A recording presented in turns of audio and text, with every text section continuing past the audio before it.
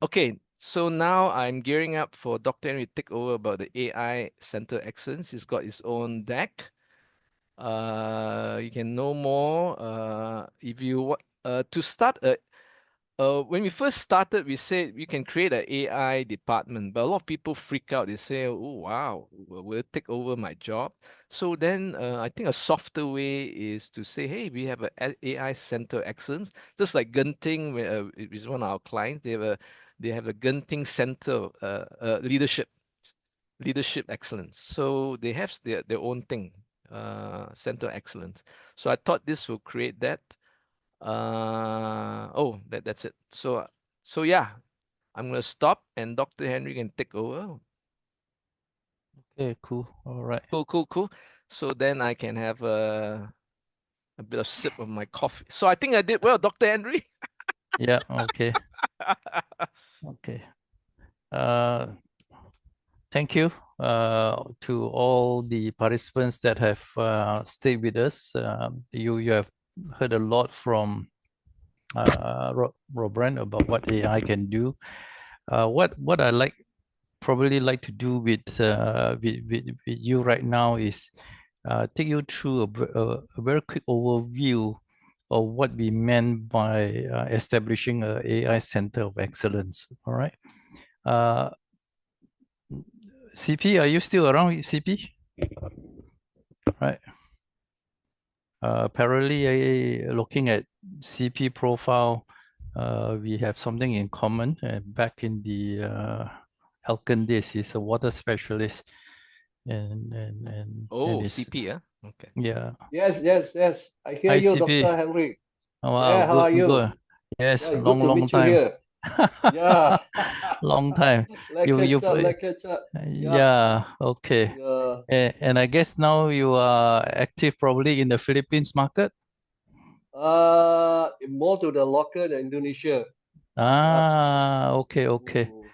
Mm, And probably you can and hopefully will find AI can be a great help to you in further reaching out to your network and that to your members as well. It all yeah, depends on that's my intention. how you want to leverage and optimize AI Sure. to further expand and to enhance your business, especially the subject of water can be a very technical and scientific as well, and you can actually Yes, use AI to help to translate it to more layman terms, and so that people exactly. can appreciate the purity of water better. Okay, Yeah, yeah, yeah, all yeah. right, That's good. That's my intention as well. And okay, many areas also we can explore with the AI yeah, yeah, because yeah. I'm newbie here. This so I'm quite keen to learn more about this. Okay. Yeah. Thank you for Mm, joining us, and I hope to be yeah. able to Yeah. share It's my some pleasure of too. my so-called my my thoughts about how people can actually use AI. All right. Okay. Yeah. Okay. All right. So basically, for the next 15 minutes or so, right, I just like to highlight if you are contemplating to consider adopting AI in your own organization, perhaps looking at setting up an AI Center of Excellence or its variation thereof can be a start point for you to consider. All right. So basically, my coverage today with you is a bit of introduction. I think Robren has covered quite a fair bit, so I will not spend too much time on that.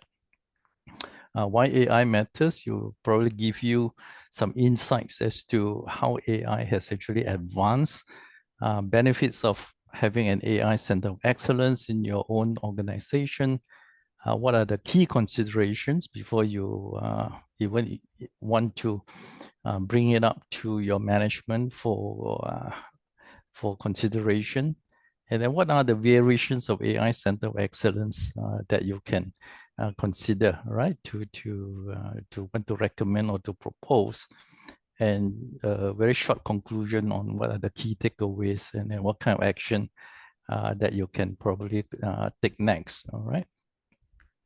So first off, right, if you look at the current adoption and the evolution of artificial intelligence, you can call it generative AI, robotics, and whatnot. 45% of decision makers, right, in India, Malaysia, and the Philippines have acknowledged, right, that to be ahead in the market, digitization, improving data and content management is a top digital priority. So if your business at one point in time before COVID is probably brick and mortar, where you rely on the walk-in traffic and whatnot, your ability to pivot into a digital landscape is probably going to make you much more, your business more profitable, and you're likely to have better customers satisfaction as well. And visionary leaders, and you are one of, you consider yourself as a visionary leader, you will realize that the strength of your success is not determined by the infrastructure or whatever the technology you have, but more importantly, it's about how upskill are your people, right, that is currently working with you or for you, and whether do they have the future-ready skills to take your organization or your business to the next level, right? So if you look at this graph, right, and if you look at the countries in particular, right, and this is just taking Malaysia, India, and the Philippines for comparison, you'll find that a lot of organizations, whether they are private or the civil sector, right, are investing pretty heavily into AI and machine learning capabilities. And I believe that if we were to revisit this chart in the next couple of years, you'll find that the percentages are likely to be triple. All right. This goes to show that if you want to future-proof your business and to be ahead, investing in AI, machine learning capabilities, hiring and upskilling your people with digital skill sets, it's likely going to be the way forward. All right. And if you do it any other way, then you're likely to be left behind. Okay. So, and if you look at business processes, right, they are also realizing that a lot of the traditional manual way of doing things can be automated, especially now with generative AI solution and tools that are currently available. So organizations, whether they are multinational or otherwise, ready and willing to redesign their process to be much more streamlined, to be much more human-centric, where the mundane transactional type of work and activities are likely to be so-called outsourced to AI and smart robotic solutions as well. So this is something to consider. If you find that your organization is still very manual, it's still very transactional, a lot of paperwork, and you have layers and layers of bureaucracy and whatnot, and you want to make things to be much more effective and efficient, going along this direction is likely going to enhance your organization and your business much better. And if you look at some of the top technologies used by SSO employees, right, you'll notice that these are the top three, right? They're using robotic processing, automation, data analytics, and AI-driven automation across all countries, right? So, and Malaysia, of course, if you have been reading the news, even our Prime Minister is championing that the AI literacy, right, especially in the civil sector, right, in the government services, is to be further expedited. I think coming in the budget of 2025, I am of the belief that you'll find more allocation going to be channeled to equip the workforce, right? Especially the government civil workforce with AI programs and their ability to use AI to make the government ministries and their corresponding services to the citizens, to the public, to be much more efficient, right? And without a doubt, as has been explained by Rob Brand, right? Today, fast-paced business world, AI is no longer just an option, right? It's going to be something that is essential, going to be a necessary if you want to be competitive and be able to meet customer expectation, all right? So why AI matters, right? Days before there is such a thing as AI, the breakthrough in the field of sciences, right, is actually painfully slow. It takes years and years before any major breakthrough can happen. But now with AI being used in the scientific and the medical community, very sophisticated processes, right, is able to be achieved, right? For example, right, in 2020, DeepMind developed this process called AlphaFold, and it's a program that can predict the structure of proteins with unprecedented accuracy. So, and this kind of breakthrough makes it a highly valuable tool to further enhance and to further make the pharmaceutical industry to formulate drugs that are probably much more effective and hopefully will bring down the costs as well, all right? And if you look at the entertainment industry, right, like Netflix, Netflix has realized that after incorporating AI in their whole business model, they're able to achieve a much better business performance in terms of increased subscription, renewal rates, as well as decreased churn, meaning that they're able to retain their subscribers on a more longer term basis, right? And this definitely has helped Netflix to be more profitable, and with more profits, they're able to produce better content that is likely going to keep their customers even more engaged, all right?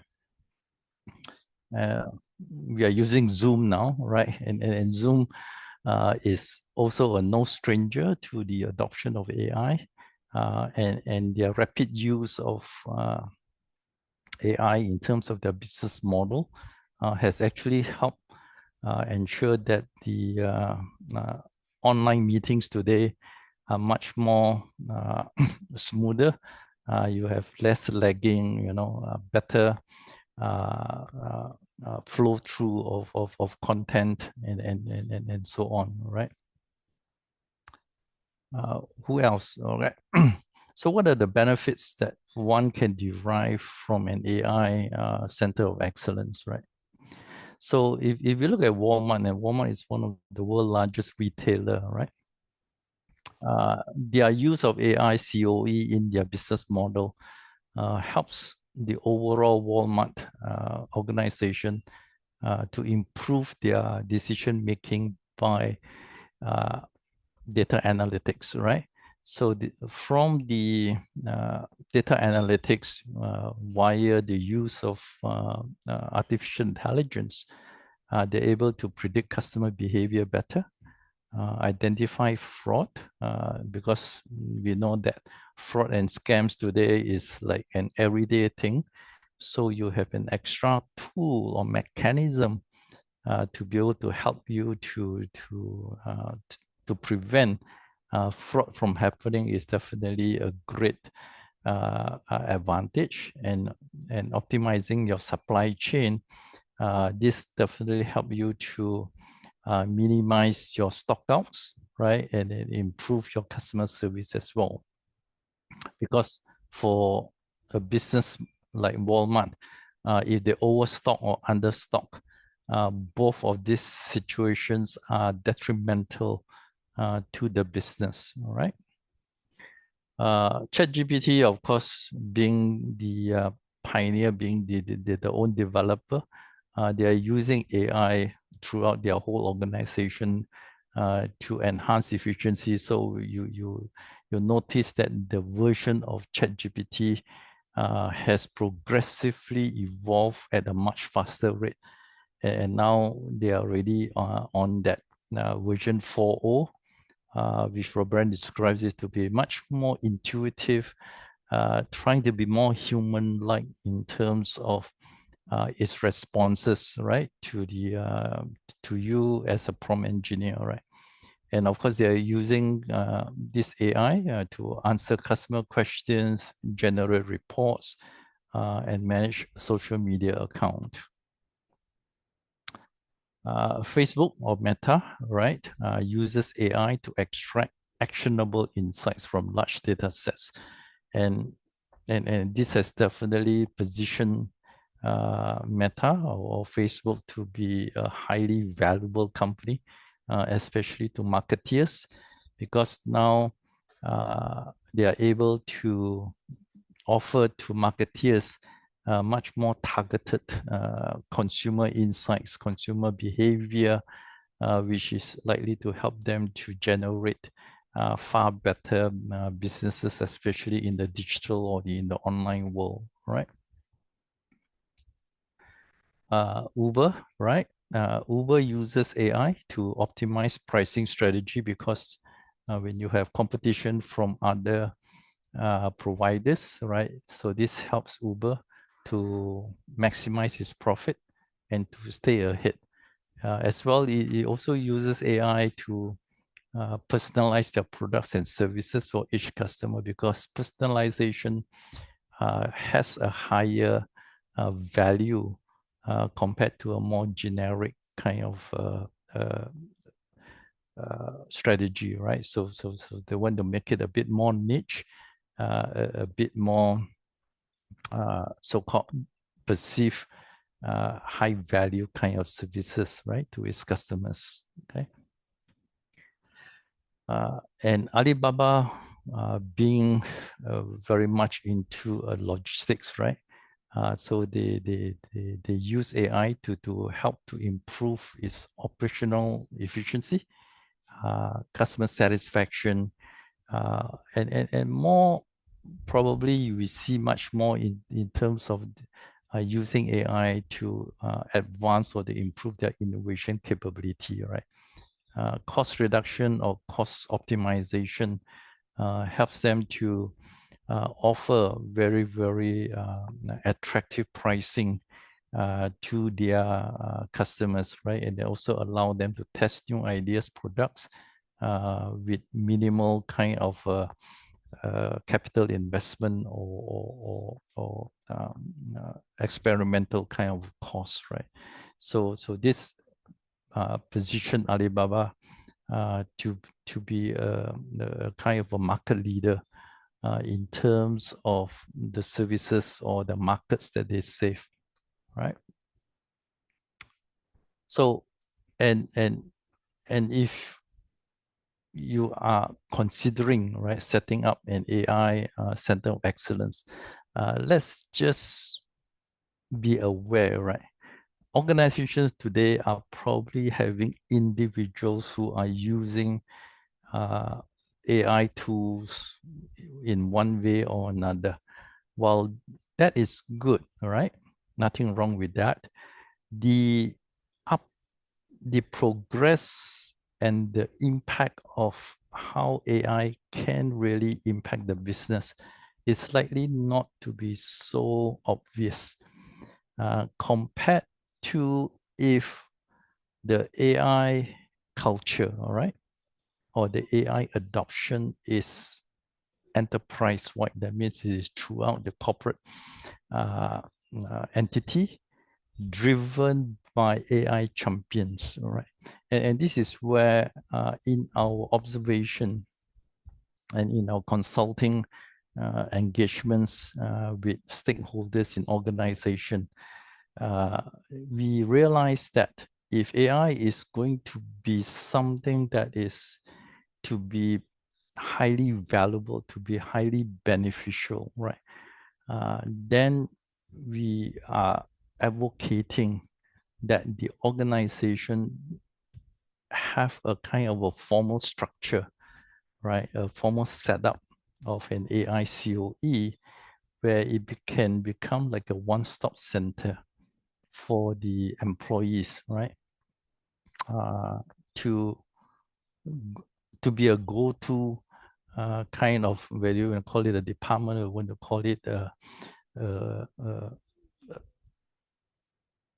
a center for inquiries, right? And this is where the AI COE comes into the picture, all right?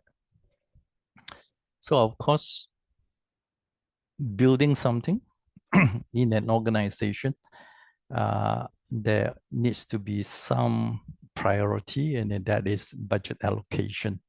So here, the budget that needs to be looked at in terms of establishing an AI COE will be for the AI infrastructure, the talent acquisition, as well as ongoing maintenance of the equipment that is likely to be purchased for this particular purpose. All right.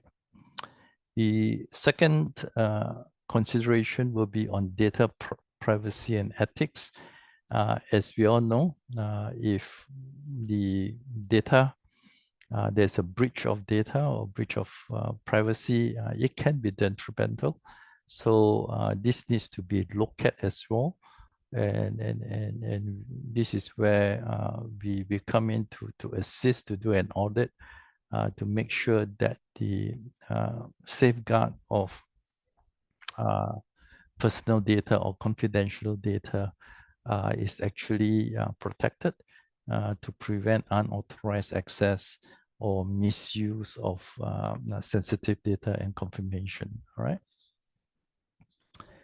The third area will be regulatory compliance, depending on your business and the industry you are in. And this can be an area that we need to so-called work with the relevant ministry or other regulatory agencies that govern the adoption and the usage of AI in your business, right? Data security, of course, is something that is important. And here is that we need to ensure that there is the basic cybersecurity protocol that is in place to make sure that the AI systems that are going to be used, it's going to be used in a very, very safe manner, all right? And integration with existing systems, like most businesses and organizations, you already currently have your own existing business systems that are already in place. So is how we want to assist to ensure that AI don't become another island of IT infrastructure, but more importantly, it can be integrated as seamless as possible into your existing IT infrastructure, right? So this is something that we can also help to ensure that this happens if you are planning to consider setting up an AI Center of Excellence in your organization, okay? And last but not least, of course, is skill gap assessment and training.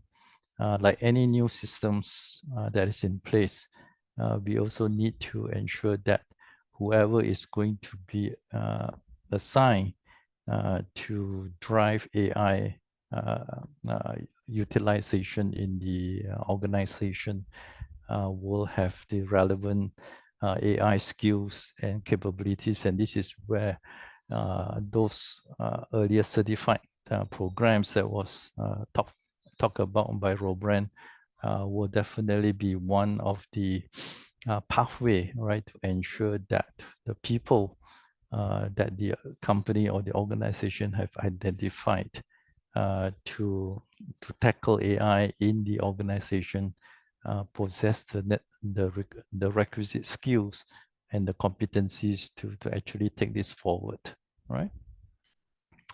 So building the AI team will be one of the first kind of steps that needs to be addressed.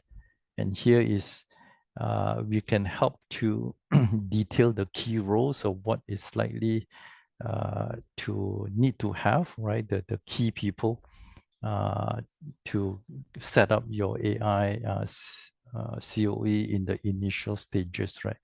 So skill sets like data scientists, machine learning engineers, AI researchers, and so on will need to be examined depending on how complex or how sophisticated is your business model, all right?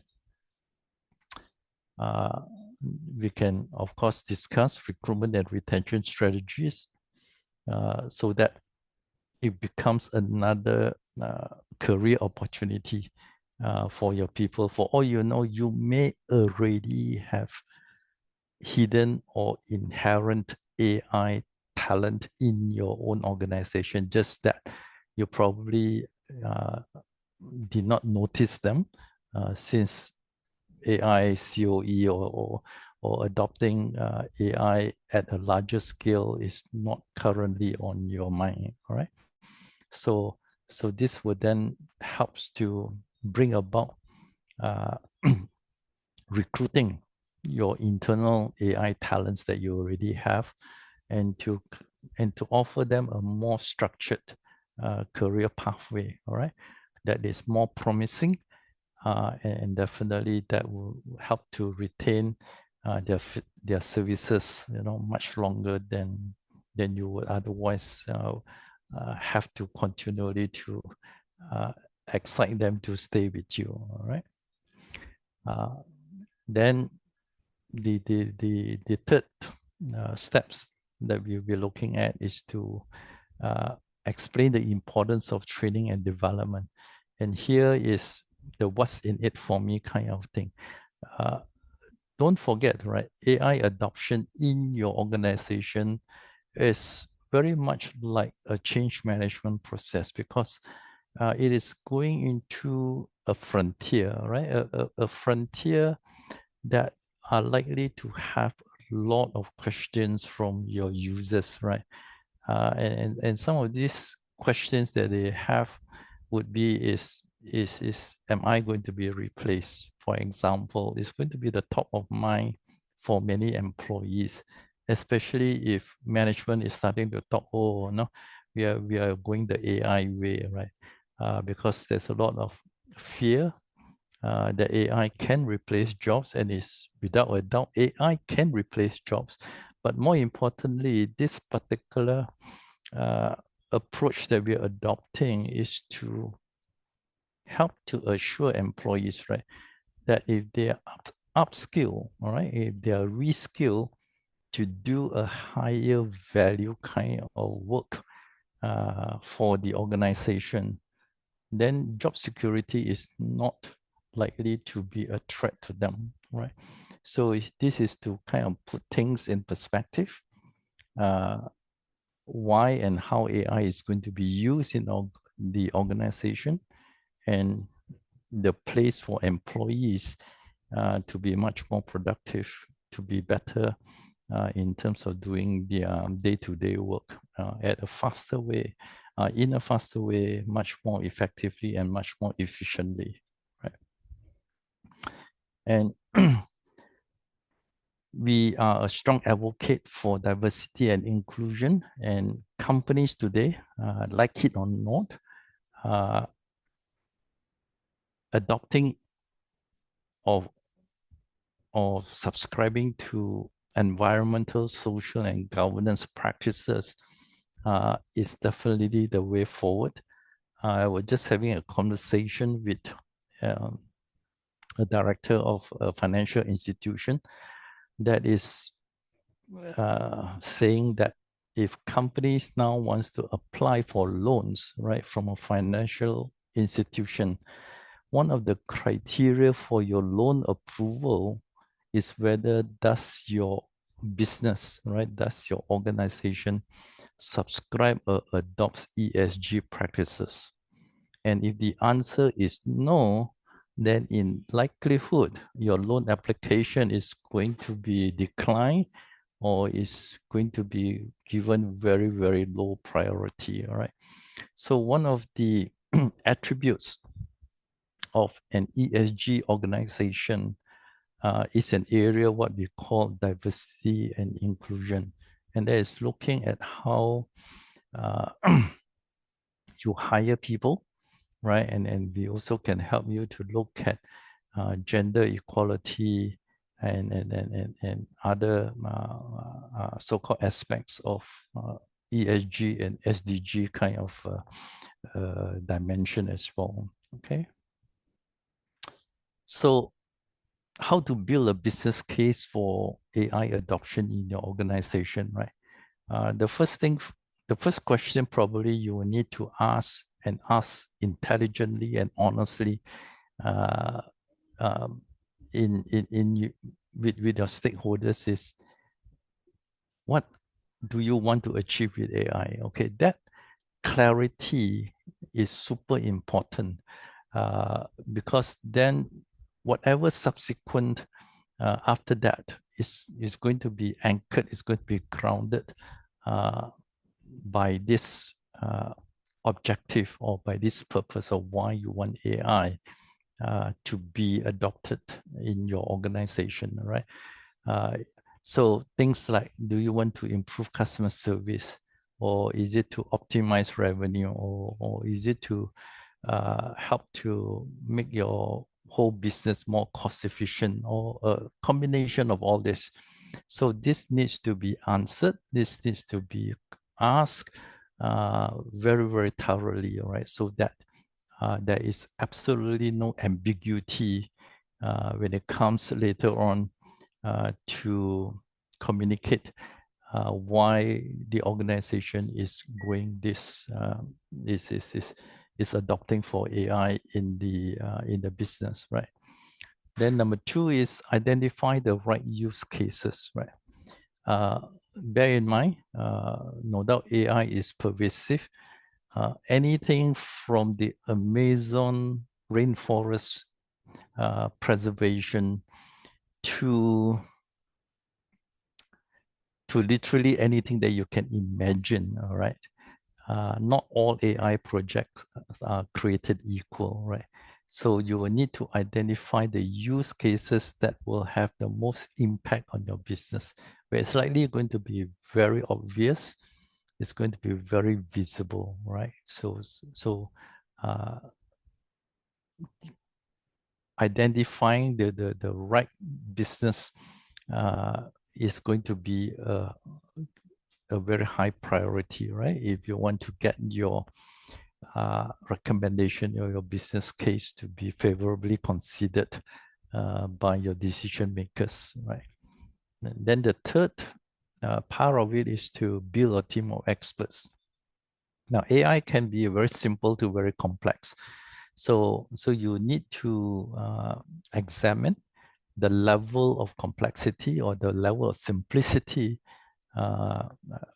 in your initial adoption, all right, of AI in your organization. And here then we can actually help to configure what level of skills of people you need to have to help you get started, all right? Investing in the right infrastructure is important. You can start off with something very simple. There may not necessarily be high capital investment, like, you know, investing in the server room, high-end servers or whatever, right? It could be as cost effective as having a decent powered notebook or laptop or even an AI notebook, right? So it depends on the financial affordability and how much the organization wants to spend on AI adoption initially, right? So not necessarily it needs to cost a company millions of ringgit in terms of AI investment. And last but not least is create a culture of innovation. Again, as it says, adopting AI is akin to a change management that is happening in your organization. And it can be a disruptive technology because people who are used to be in a kind of comfort zone are likely not going to really welcome AI with open arms, right? Because it will entail a change in their way of working style, right? And they will probably need to re-engineer the way that they work to be able to leverage and optimize AI to produce higher quality of work in a faster and a much more efficient manner, right? So here again, as much as it sounds simple, creating a culture of innovation, it actually can be quite tricky.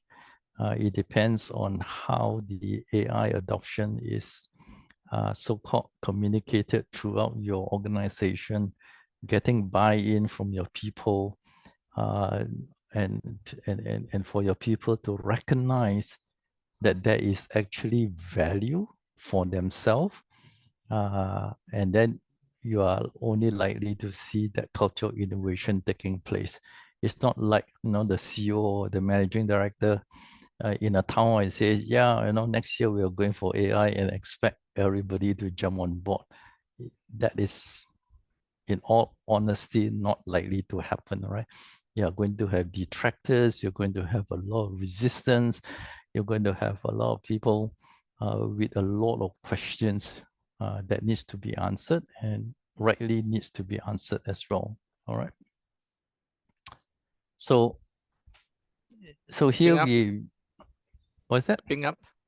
Yeah. Wrapping up. Yeah, so we are showing a spectrum of variations of AI center of excellence, right? From a basic AI center to an intermediate to an advanced.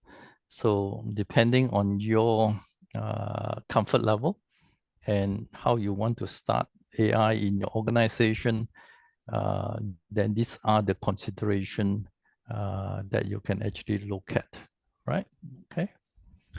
So at the end of the day, right, this variation basically reflect your organization readiness, the resources that is willing to be invested. The choice of an AI should align with your organization's specific goals and your commitment to leveraging AI for innovation and competitiveness. All right. So in summary, right, in a nutshell, AI is a transformative force driving innovation. Establishing an AI COE, in my opinion, is not an option, but a necessity if you really want to future-proof your organization. And for us, right, at ChangeU and the International AI Association, we believe now this is your best time to explore AI. And the best time here actually stands for beyond expectation and strategic transformation. So you want to do something extraordinary, right? To achieve extraordinary results, then in all likelihood, right, do look at AI adoption in your organization. All right.